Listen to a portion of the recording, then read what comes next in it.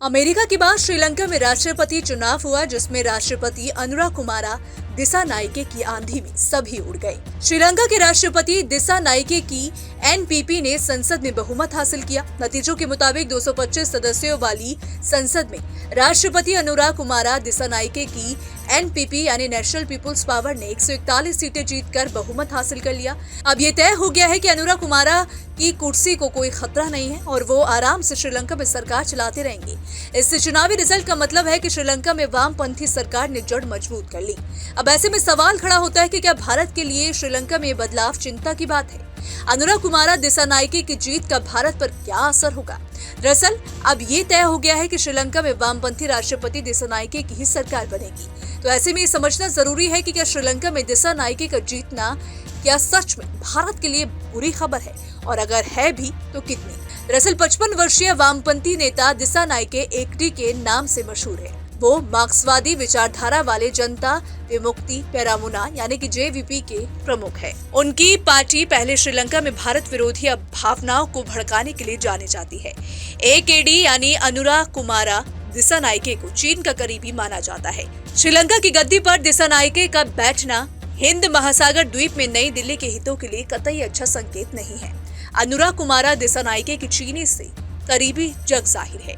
एकडी को चीन का काफी करीबी माना जाता है। दिसानाइके की जीत चीन के लिए मौके की तरह है, क्योंकि चीन लगातार श्रीलंका देश में अपनी उपस्थिति बढ़ाने की कोशिश कर रहा है। श्रीलंका पहले ही सामरिक रूप से महत्वपूर्ण हामनटोटा बंदरगाह को 99 साल के लीज पर बीजिंग को सौंप चुका है।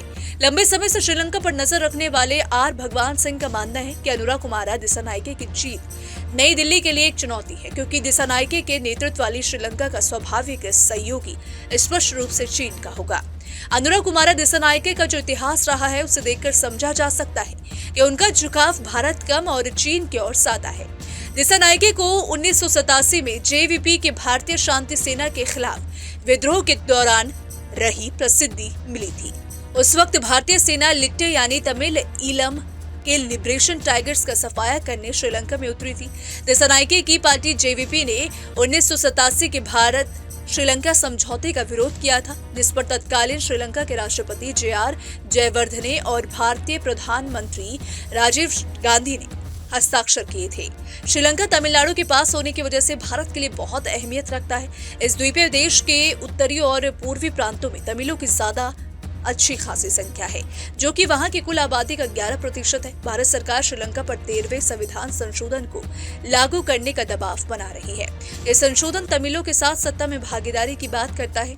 वही रिपोर्ट के मुताबिक श्रीलंका के तमिलों को डर है कि दिसानाइके के 13वें संविधान संशोधन को ही खत्म कर सकते हैं। भारत और श्रीलंका दशकों से एक दूसरे के दोस्त रहे हैं। भारत ने आर्थिक तंगी से उभरने के लिए श्रीलंका को $4 बिलियन की मदद दी थी। वही इतना ही नहीं, श्रीलंका में रुकी हुई कई भारतीय परियोजनाओं को फिर से शुरू किया गया।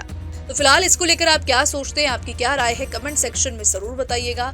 वीडियो पसंद आए तो वीडियो को लाइक और शेयर करना ना भूलें।